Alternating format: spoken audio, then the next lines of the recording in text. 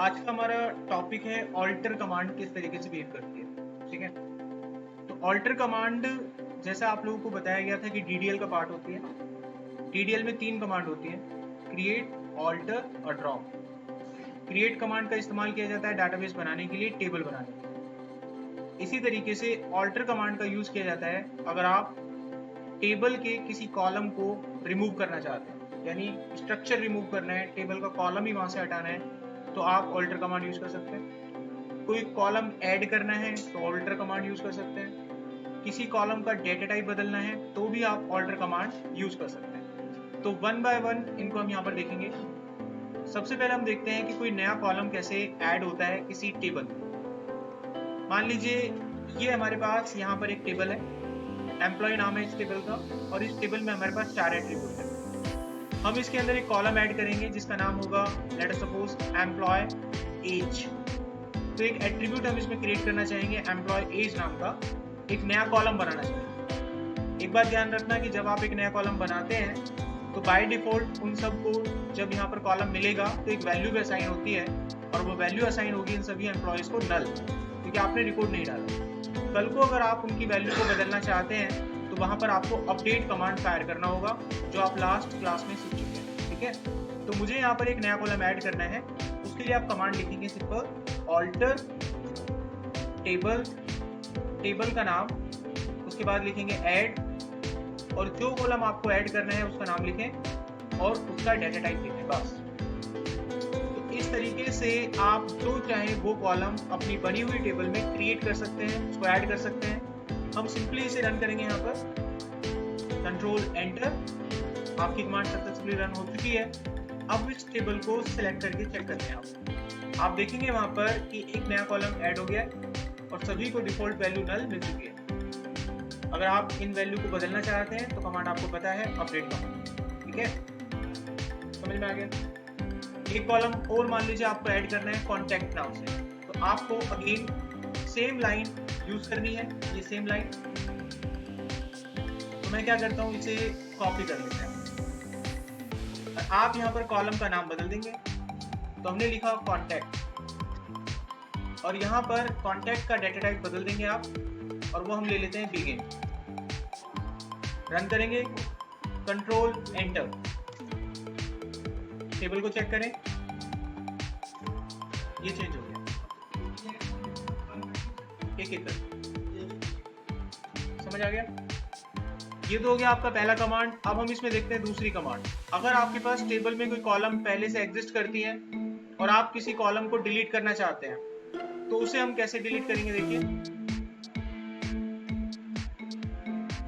How to remove the column from any table, उसके लिए drop command use होगा यहाँ पर ऑल्टर के अंदर।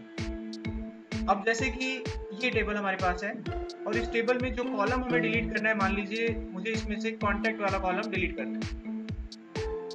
आप कोई दूसरा कॉलम भी डिलीट कर सकते हैं, फिर मुझे डाटा डालने में दिक्कत होगा, तो इसलिए मैं इनको डिलीट नहीं कर रहा हूँ। आप चाहें तो कर सकते हैं, डिलीट हो जाएगा। मुझे कॉन्टैक्ट वाला कॉलम अगर डिलीट करना है तो मैं उसके लिए क्या कमांड लिखूंगा, मैं यहाँ पर लिखूंगा ऑल्टर टेबल, टेबल का नाम, उसके बाद आप लिखेंगे ड्रॉप कॉलम, और जो कॉलम आपको ड्रॉप करना है उसका नाम लिखेंगे मात्र। तो उस कॉलम का नाम है ई कॉन्टैक्ट। एक ही करके आप ऐसे ड्रॉप कर सकते हैं। दोबारा लिखें, दूसरे कॉलम का नाम डालें, फिर से लिखें, कॉलम का नाम डालें, तो वो कॉलम जो आप यहाँ लिखते रहेंगे वो ड्रॉप आपका होता चला जाएगा। कमांड को रन करते हैं, कंट्रोल एंटर। अब आपका ये कॉलम इस टेबल में नहीं होगा, तो कॉन्टैक्ट नाम का कॉलम इस टेबल में अब नहीं। क्लियर हो गया। तो कोई भी कॉलम अगर आपको दिया जाए तो रिमूव कर लोगे। अब हम देखेंगे यहाँ पर किसी कॉलम का डेटा टाइप कैसे बदलें। फॉर एग्जांपल मान लीजिए हम इस टेबल में एंट्री कर रहे हैं और मैं इसमें एंट्री करना चाहता हूँ एम्प्लॉय की कुछ इस तरीके से E31। अब इस तरह का डाटा अगर आप इस टेबल में डालेंगे तो शायद वो नहीं लेगा। ऊपर हमने इंसर्ट की कमांड लिखी हुई थी, या फिर मैं अगेन एक बार लिख के दिखाता हूँ आपको। मैं इसमें एक एंट्री करके दिखाता हूँ टेक्स्ट टाइप की, ये नहीं लेगा। Insert into employ, employ ID, employ name, बाकी में मैं वैल्यू नहीं डाल रहा हूँ, तो इसका अर्थ है कि सभी जगह पर डिफॉल्ट वैल्यू चली जानी चाहिए। अभी हमने लिखा वैल्यूज और वैल्यू को एंटर किया, तो एम्प्लॉय आईडी मैंने डाला E1, और बंदे का नाम हमने डाल दिया यहाँ पर राजू। अब अगर मैं ये कमांड रन करता हूँ तो आपको क्या लगता है कि रिपोर्ट जाएगा कि नहीं जाएगा? ऑब्वियसली रिपोर्ट जाना नहीं चाहिए।